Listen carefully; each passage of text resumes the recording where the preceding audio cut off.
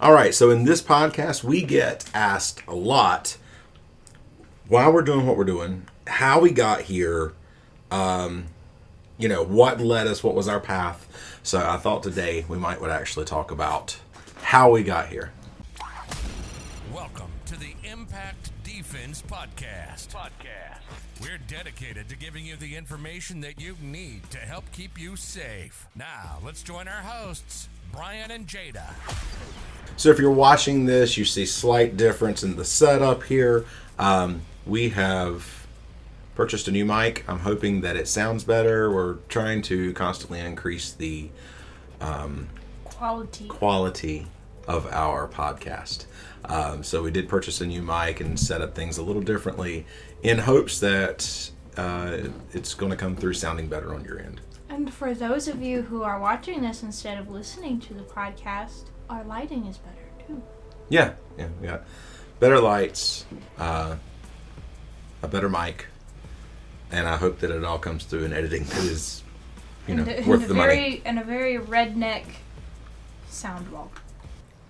We're still working on that. I feel like Kylie's laugh is more famous than Kylie. That and her bye. Bye. I feel quite pride in that because because I'm the one who told her to say bye. Bye. And she got in the habit of it. It's all you. All right, so the one thing we did not discuss is how do we want to do this order-wise? How do we... You go first. Me go first? Okay. I'm still not completely clear on what we're talking about. Okay.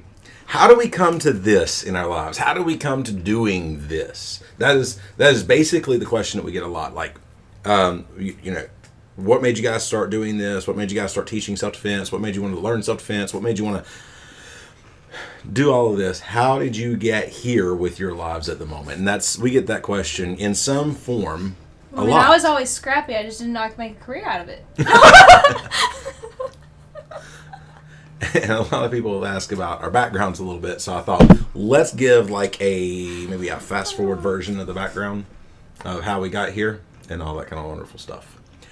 So I think, since Kylie elected me to go first, when I grew up, it was the Karate Kid was really big, and I basically just went from one martial arts thing to another. As a child, I was totally engulfed in it. Teenage Mutant Ninja Turtles. I was a big fan of the Turtles. I loved the cartoons. Yeah, when you were growing up, they kind of built martial arts up to be superhero producing. Yeah, it really did. It made you, just to act like you knew martial arts made you feel like a superhero. So, it didn't work out so well as far as a kid for me to actually do the martial arts. I think everybody scared my mother away because I was pretty young. I was really young when the Karate Kid came out. And so my mom starts calling around schools and they're like, if you want him with broken ribs and stuff, then you can bring him on. So martial arts sure has changed over the years. Yeah. But anyway, so shortly after I got married, I started in martial arts, and that was kind of my introduction to it because it was just a lifelong. You can't really call that a passion at that point. Itch in the back of your head? Yes, it was. It's something I always wanted to do, and I got married pretty young. I got married at 19.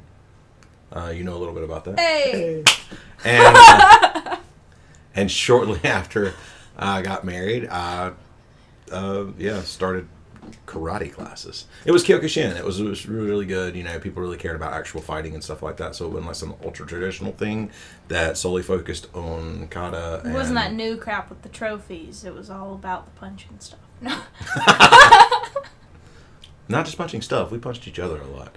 So, but anyway, I think we've talked about it on the podcast a little bit before. My instructor, awesome guy, really believed in. Green. Those of you listening, Jay learned how to make a Baja Blast on TikTok. I'm currently really enjoying it. Extremely. So my instructor really believed in pressure testing. Didn't realize that was not a thing at normal places until I went and trained with some other guys and I said, man, these guys kind of suck. You were a humble one. No, I didn't run around saying stuff like that or anything. It was my mentality to kind of push the envelope on my own personal stuff. I've always been a why person, so. Went from Kyokushin to Jiu-Jitsu, did some Brazilian Jiu-Jitsu for a good while. I've done boxing, kickboxing, and then got into MMA because, that's just the natural progression of things. A little later, had the opportunity to go professional in MMA, but I was at that point in time 29 with a business, a full-time job, and a wife and daughter. So I thought, maybe I shouldn't do that. So I gave up fighting. Broke my heart a little bit, but gave up fighting and moved on to kind of more reality-based things. I trained some fighters for a while. That went okay. Then got into some really reality-based stuff, started shooting stuff, and got into firearms and instructing firearms. And I think it was just the progression of going from, this thing works, there's a bunch of crap out here that doesn't work, let's do some MMA and test some stuff and see, and that went really well, to, let's just help people protect each other, or protect themselves, and each other. Jada. For me, I always had a lot of younger siblings, obviously. Really? Yeah. I've got 3 little brothers. Wait, you're not my daughter? No.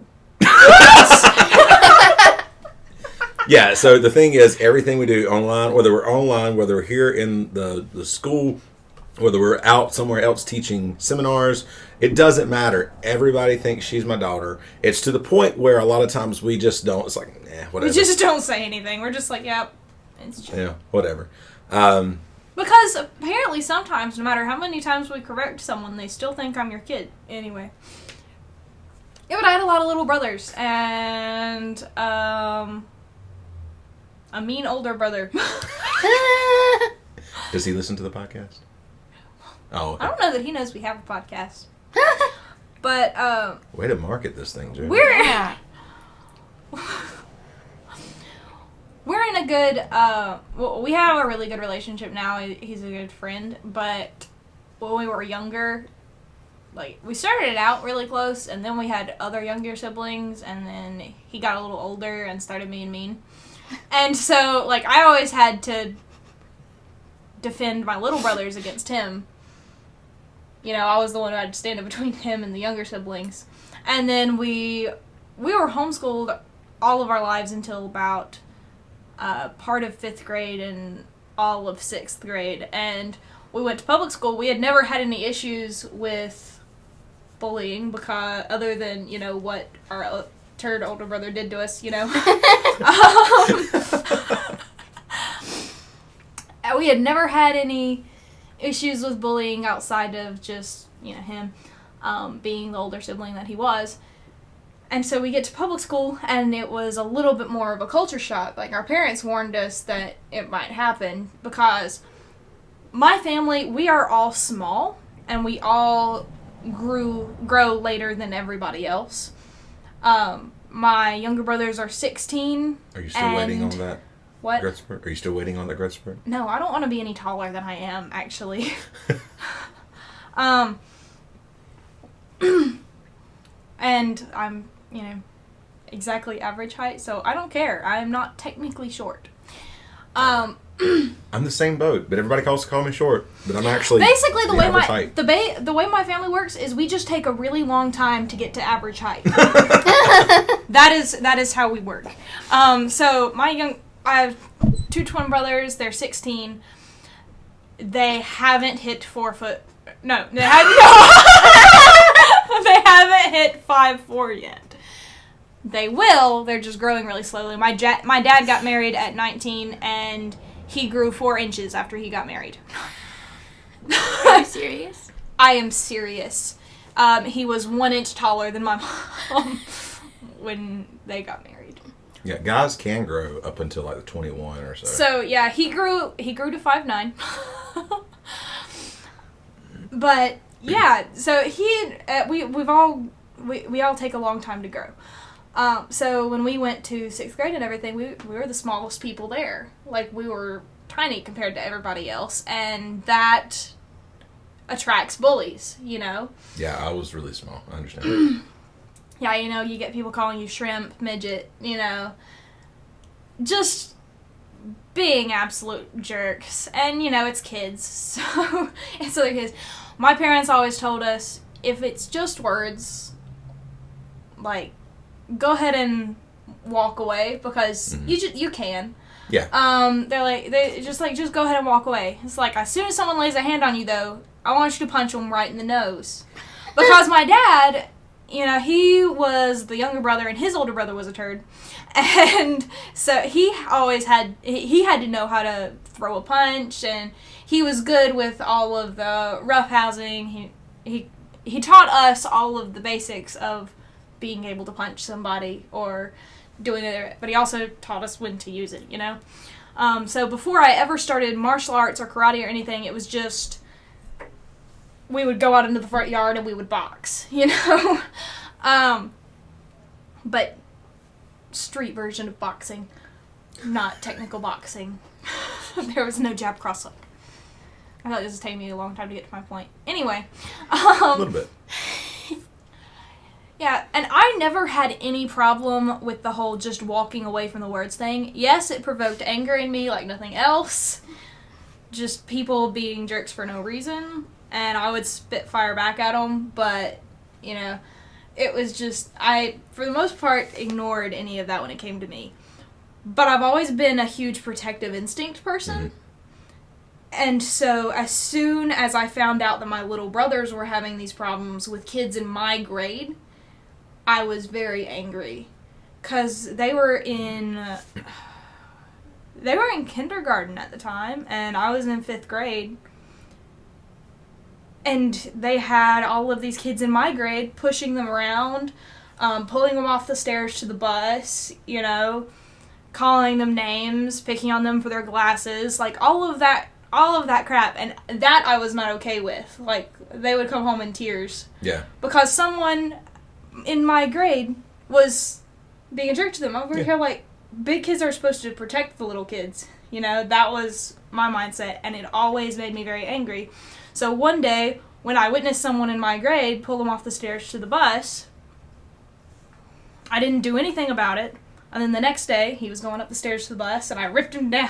I grabbed the back of his collar, and I threw him on the ground, and I weigh 50 pounds. The kid was about 100 pounds, so he was twice my size. But I just grabbed him and threw him on off the stairs to the bus, and I said, my brother's go first today. And my bus driver snickered and turned the other direction. You know, like she didn't see anything. And from then on, he didn't bother my younger siblings. And so for me, that kind of solidified my protective instinct kind of thing. It's like, I can handle things with me, but I don't let people mess with other people. And I always had some trouble trying to figure out what to do with that, you know? Because that was what I was good at, was just helping my younger brothers whenever they were having trouble with things. Like, I did well in school, I did all of that, but I didn't have a niche, you know? I always had athletic ability, like I could climb trees and do all of this stuff, but nothing ever matched up. And I was like, how do I make a career out of not being particularly good at anything? You know, you got those people who are great, absolutely great in math and love it, and make a career out of engineering and all of this stuff, and I am not that person. I'm good at math, I'm not great at it, and I absolutely hate it, you know? And I liked history just fine, but not enough to do anything with it. You know, all of these things that I was learning in school and all of this stuff, it just never made any sense to me. And then my little brothers started karate one year, and after they were there for about a year and a half, my Uncle Daniel, who started here before any of us did, he's the one who got them 6 months of karate for Christmas. And so he got them started, and then he paid for me and Elijah to start karate as well. And so once I started karate here, I finally found out, hey, this is the kind of sports I'm good at, because I was terrible at kickball and basketball and all of this stuff. I sucked at it and I hated it. Like, I was never good with traditional sports.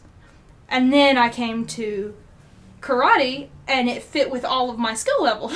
You know, all of the things I was good at. I was like, this actually makes sense. You know, this is something I can be good at. If I don't understand it, I can work towards it. It all fit so well with who I was. So I made a point to be here all the time. I would volunteer here all day, 2 days a week, all throughout my high school years. And I would just do my schoolwork on all the other days of the week because I went back to homeschool. So, you know, I had that ability to just be like, I'm going to do all of my school this day, and this day, so I can be at karate on Tuesdays and Thursdays. And I thrived here, and I loved it. And it made sense to me. And then it came time for me to graduate, and I was like, oh crap, what do I do with my life? And I'm over here like, if it were up to me, I would just volunteer here the rest of my life and just be done with it. Like, but, you know, to live, you have to make money. Otherwise, you starve. So, I was trying to figure that out, and I ended up starting college, and I was just going to go and I was going to go to college and get a degree in teaching and everything because I taught here some of the classes and teaching made sense to me. But as I was volunteering in a public school as a teacher's assistant, or not really a teacher's assistant, but just you can volunteer. Yeah. And I was starting classes. I hated my college classes because they were so time consuming that I was about to have to cut down my hours here.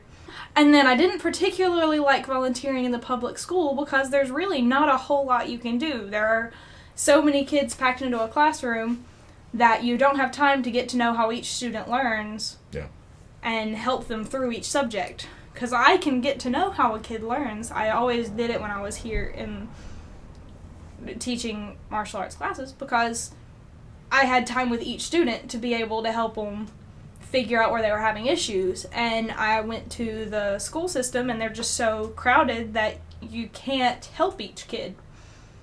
You have to do a baseline. And I didn't like that. And so I was like, so I am going to college to learn how to do something I don't even like.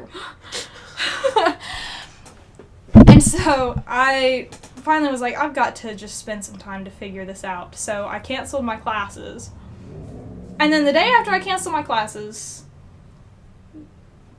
I was volunteering here, and Brian goes, just out of curiosity, would you be interested in trying to get to full-time working here, like as an actual job? And I said, yes.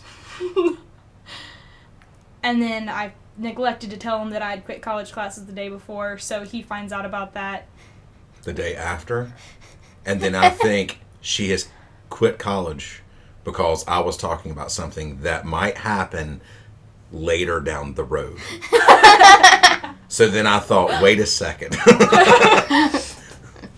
And then he ended up apologizing to my parents, and they were like laughing hysterically and told them, no. She quit before you said that.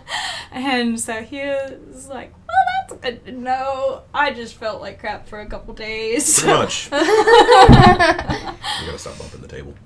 Yeah. But that's really the story. I kind of just worked my way into from just taking classes to volunteering to getting paid to being an employee. And then when we started going further into the self-defense stuff, because at that point it was still just mainly martial arts stuff. Yeah, but let's be honest. When we were teaching self-defense, we were teaching as real of self-defense as we knew at the time. We were. Yeah. And, you know, that has not changed a tremendous amount. Really, what we have taught has not changed this tremendous amount during that time. But the way we've been able to teach it has, I think, gotten a lot better because of some of the other training that we have done. Mm-hmm. But once we did start getting further into the self-defense stuff, it made a lot of sense with me, too, just because, you know, the natural protecting instinct. Mm-hmm. But, yeah, that was kind of my journey into doing this as a career. Once I found out it was an option, it was just kind of done deal. I don't like anything else, so... like, because I have the ability to work. I can do a mundane job if I have to. Like, I can do repetitive jobs. Like, I volunteered at the food thing where you just sit the entire day and you scoop different things Where you're into making meals for the hungry? Yeah. That was so cool. Yeah. See, I enjoyed that even though it was a repetitive task because I could get into a rhythm, and by then it was just like getting into the rhythm. I felt It also like, helps to know what you were doing was actually making a difference in the greater sense of the world. But if I can make a difference in another area where I get to move around and kick stuff, that's a whole lot cooler to me. I agree with that. Also, when you can make a difference, I mean, you know, something like that was really awesome because you're making a difference in a person's life, but it's a person that you will never, ever see. You know, in a situation like here, we can make a difference in people's lives sometimes where we get this one-on-one interaction. I'm sitting here looking you in the eye and getting that, you know, they have that light bulb moment or whatever, you know, and you see, or just the time that we get to spend with people, you know, makes a huge difference in people's lives at times. So. And I like seeing the kids that don't feel like they're good at a whole lot of other things, like are told they're not athletic because they're not great with the normal sports and stuff, and then they come in here and they just thrive in the classes and do well. It's like people, there's a stereotype for athletes that it's like you just good at sports, you know? Yeah. I am terrible at sports. I suck at it. And I think too much about the rules. I can't just perform. I'm just like, would it be breaking rules if I did this?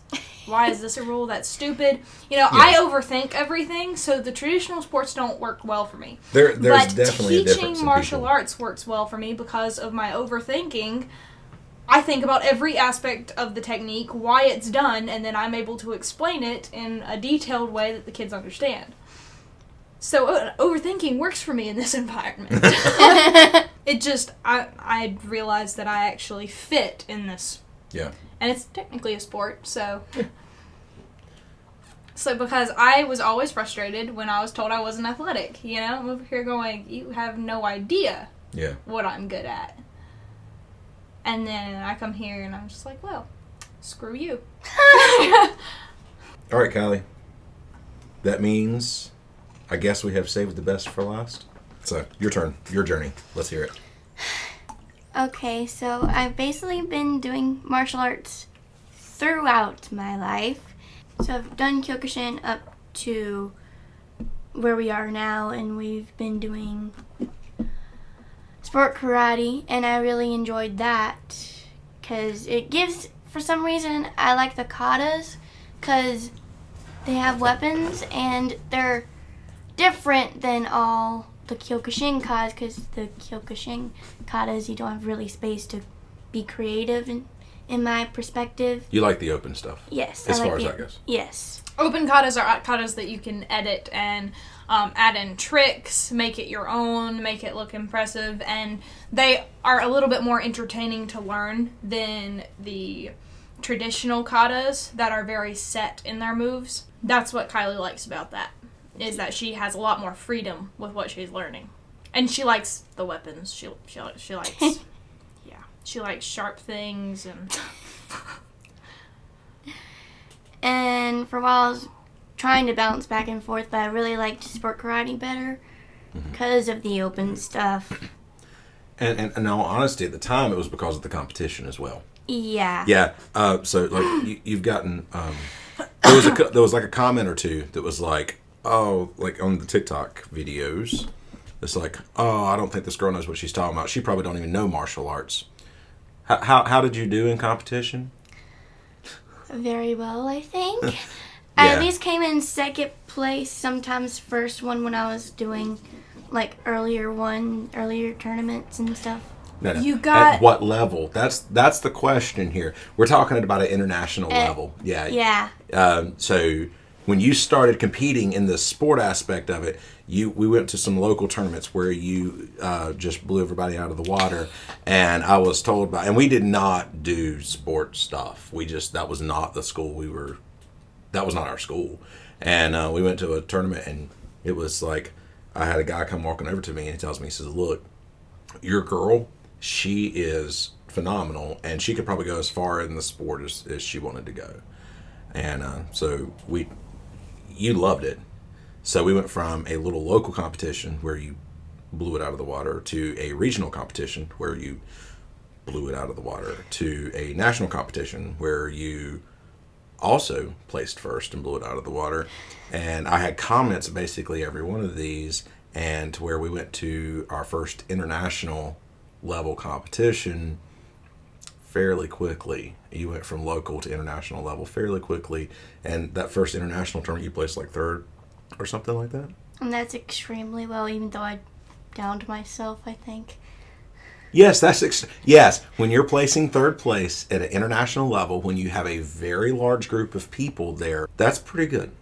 You did well in some team weapon stuff too. You went to Grand Slam Nationals. Was that it? Yeah. No. Well. Yes. Yeah. She did that as well.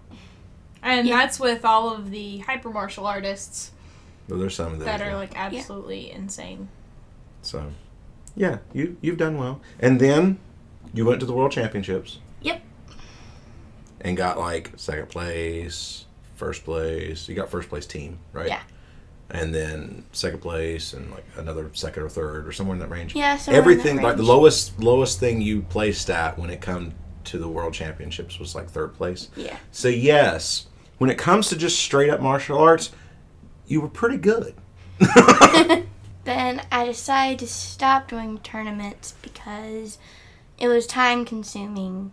It was extremely time consuming. We were heading out. We were traveling out of the state about once a month. Yeah. And then doing local tournaments as well. After I stopped doing the tournaments and stuff, I started to notice the reality-based self-defense that they were doing, and it piqued my interest. So I started to do some training in that. The next question is, how did that lead from just learning it because it piqued your interest to where now you are the face of the TikTok videos? You're a viral face. After I started learning that stuff, it clicked that these things don't just happen in movies, these things happen in real life, and I wanted to do my part to not let stuff like craziness happen. Just to spread the word about it? Yes. So basically, as you were learning it, you felt like you needed to get the word out to other people. Yeah. Yeah, and you do your part to get the word out to other people. Burning my insides with this drink. But it's lovely. So this has been a very interesting podcast. I don't know how many more we will do. I don't know how much like it makes sense to everybody else, but it was, Oh, yeah. It has. I hope you guys enjoyed it anyway. If you would actually like to hear more, and another thing I thought about was like segments. Do people want like segments? We would love to hear some feedback on some things. Do you guys like certain segments that we kind of repeat each time?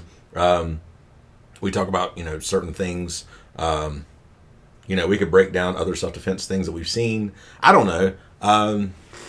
We're just looking for some ideas with this. Otherwise, sometimes you're just going to get some random times of us talking like this. Thank you guys so much. We will see you in the next podcast. See you guys. Bye. Thank you for listening to the Impact Defense Podcast. If you'd like to learn more about how to keep yourself safe, check out the articles, videos, courses, and seminars at www.impactdefensenc.com. We also do training for security teams, churches, businesses, groups, and more. Stay sharp, stay focused, and train hard.